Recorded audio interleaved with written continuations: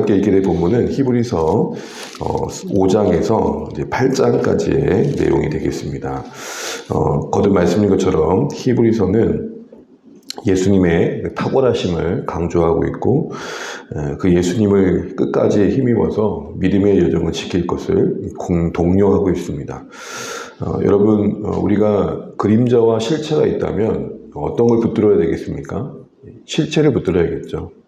그림자는 허상이잖아요. 단순히 그 무언가를 말해줄 뿐 그 자체가 실체는 아니죠. 실제를 붙들어야 됩니다. 오늘 그런 차원에서 오늘 히브리 배경 속에 있던 성도들에게 다시 유대교로 회귀하려는 그들의 형편은 이해하나, 그러나 그것이 구원으로부터 멀어지는 일임을 심각하게 깨닫고 다시 돌아오도록 독려하는 과정에서 구약의 여러 가지 제도, 성전, 제사장, 구약에 그들이 기이 여기는 것들이 이미 예수님 안에서 이루어진 일들이다. 예수님이 실체이고 그 모든 것들은 그림자이다. 이런 논지로 계속 그들을 독려하고 있는 걸 보게 됩니다. 우리가 읽은 5장에서부터 이제 8장까지 내용에서는 주 내용은 예수님이 온전한 대제사장이 되셔서 우리의 중보자로서 영원히 존재하신다. 이렇게 이야기를 하고 있는 것입니다. 제사장의 사역은 죄인된 우리와 하나님과 관계를 연결짓는 중간 역할을 하는 거 아니겠습니까? 그 중간 역할을 했던 사람들이 아론의 후손인 레위 지파의 가문이죠. 그들은 이스라엘 백성들을 대신하여 하나님 앞에 자신을 드리기 전에 자신들도 한낱 죄인이었기 때문에 그 자기 자신들을 위해 제사를 드릴 필요가 있었습니다. 그래서 제사장으로서 역할을 감당하기 전에 그들을 먼저 성결케 하는 일을 했어야겠죠. 그리고 나서 이스라엘 백성들을 위한 제사를 드려야 했던 한계가 있었습니다. 그런데 예수님은 그렇지 않다. 이렇게 말씀하시면서 오늘 본문에 방금 읽었던 내용처럼 예수님은 항상 살아계셔서 우리 영원한 중보자가 되신다는 사실을 말씀하고 있습니다. 이것도 하나의 이야기로서 예수님이 더 탁월한 중보자가 되심을 강조하고 있는 것이죠. 더 좋은 언약의 중보자가 계신다는 사실을 이야기하는 과정에서 대제사장 이야기를 하는 가운데 오늘 이 히브리서 저자는 멜기세덱 반차의 이야기를 꺼냅니다. 5장 10절 말씀, 5장 9절에서 10절 한번 읽어보겠습니다. 5장 9절에서 10절입니다. 히브리서 5장 9절에서 10절 함께 읽죠. 온전하게 되셨은 즉 자기에게 순종하는 모든 자에게 영원한 구원의 근원이 되시고 하나님께 멜기세덱에게 반차를 따른 대제사장이라 칭함을 받으셨느니라. 하나님께 멜기세덱의 반차를 따른 대제사장이라 칭함을 받으셨느니라. 예수님은 그분이 대제사장으로서의 자격을 가질 수 있는 이유는 영원한 제사장의 반차인 멜기세덱의 반차를 따르고 있기 때문이다 라고 히브리서 기자는 이야기하고 있는 것입니다.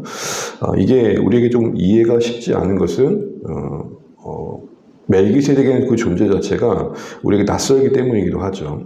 멜기세덱은 여러분 잘 알고 계신 것처럼 아브라함이 롯을 구하기 위해서 그 여러 왕들을 가운데서 싸움에서 이기고 돌아와가지고 멜기세덱이 그를 환대할 때 아브라함이 그에게 11절을 드렸었죠.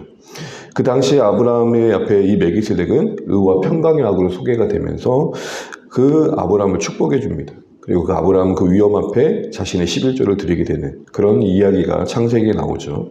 그 뒤로는 멜기세덱이 전혀 언급되고 있지 않다가 시편 110편에 보시게 되면은 메시아의 시로 알려진 그 시에서 앞으로 오실 메시아는 영원한 제사장인 멜기세덱의 반차를 따라 세워질 것이다. 이렇게 말을 합니다.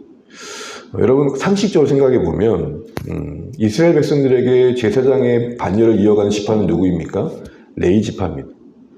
그러니까 레위 지파의 아론의 후손들 가운데서 제사장들이 계속 세워져 가게 되어 있는데 예수님은 어디 지파의 출신입니까? 유다 지파입니다.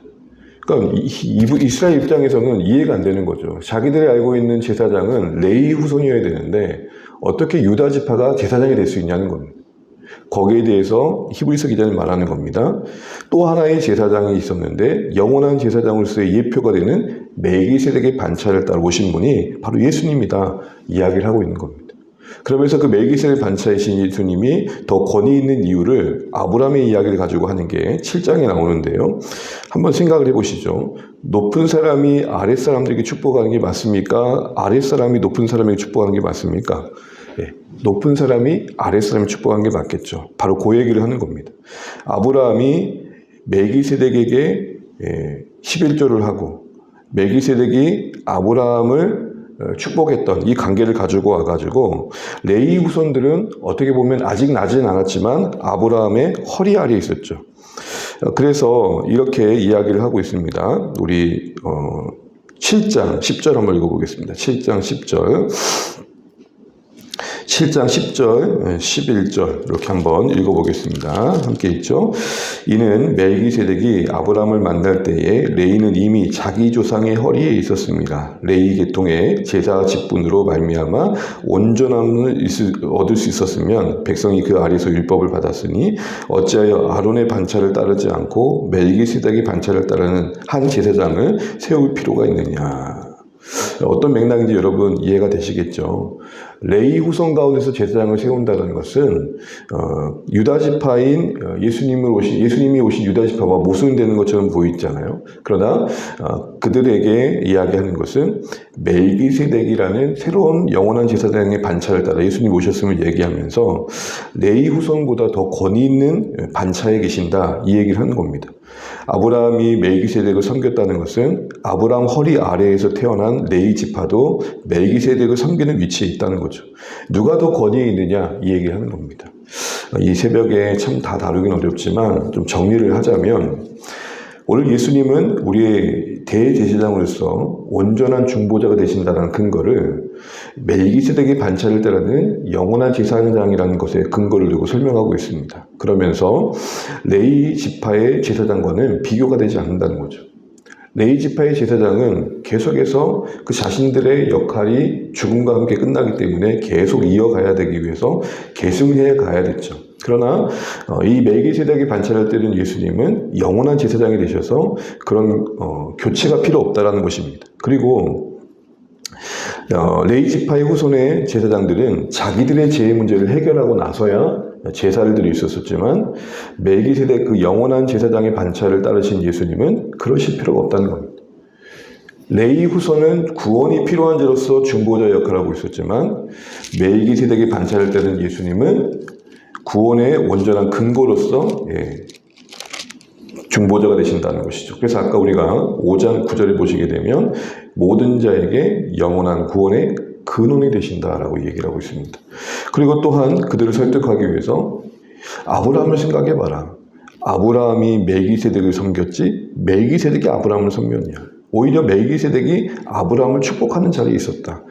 결국 멜기세덱의 반차를 따라 영원한 제사장이 되신 예수님은 오히려 더 레위 후손에 따르는 제사장보다 더 권위 있는 자리에 계시다는 것을 알아야 된다.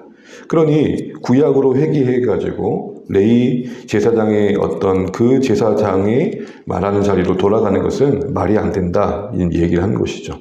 이 모든 이야기를 통해서 하고 싶었던 말은 뭡니까? 예수님이 더 좋은 언약의 중보자가 되신다는 겁니다. 그래서 8장 6절을 보시게 되면 이렇게 말씀합니다. 우리 8장 6절 읽고 마무리하겠습니다.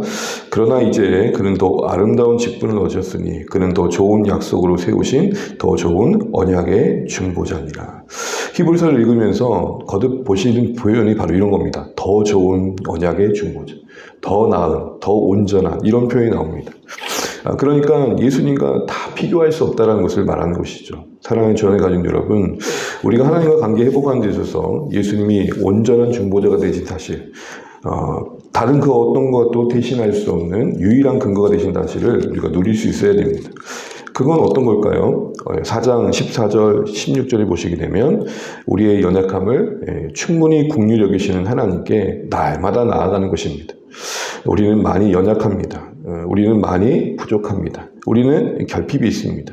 그러나 그 모든 것을 끌어안고 하나님께 나아갈 근거가 되시는 예수님이 온전한 대사장이 되신 사실을 확신해야 됩니다. 당시 구약의 배경에 있는 성도들에게는 멜기세덱의 반차와 레위 계통의 제사장을 비교함으로써 설득을 했다면 오늘 우리에게는 예수님이 온전한 구원자가 되심을 우리 자신과 한번 비교해 볼 필요가 있습니다. 여러분, 우리가 아무리 대단한다 한들, 우리가 아무리 최선을 다한다 한들 하나님의 거룩한 존전 앞에 우리가 스스로의 의를 마련할 수 있겠습니까?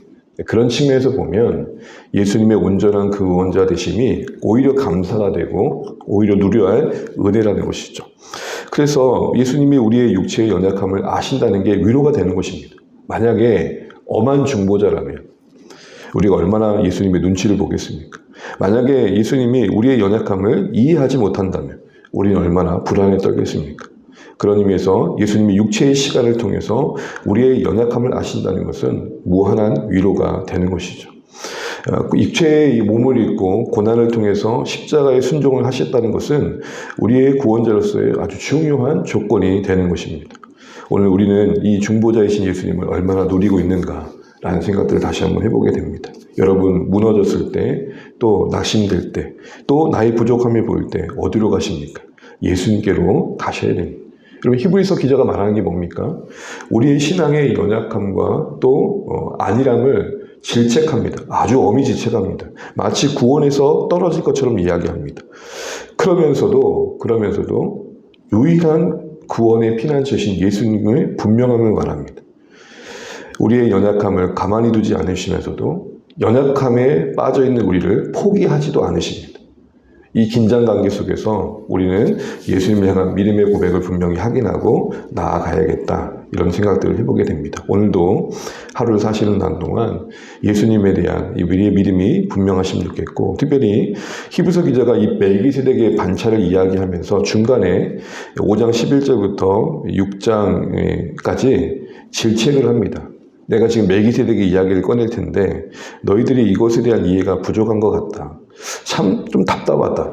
이제 신앙이 자라도 자라야 되는데 그 신앙이 아직도 도의 초보가 있다는 게 좀 속상하다, 이렇게 얘기를 하면서 단단한 음식과 같은 말씀을 먹을 수 있고 또 분별 있는 신자로서 너희들이 자라가야 된다. 그렇지 않으면 너희는 버림받을 것이다, 이렇게까지 이야기를 합니다.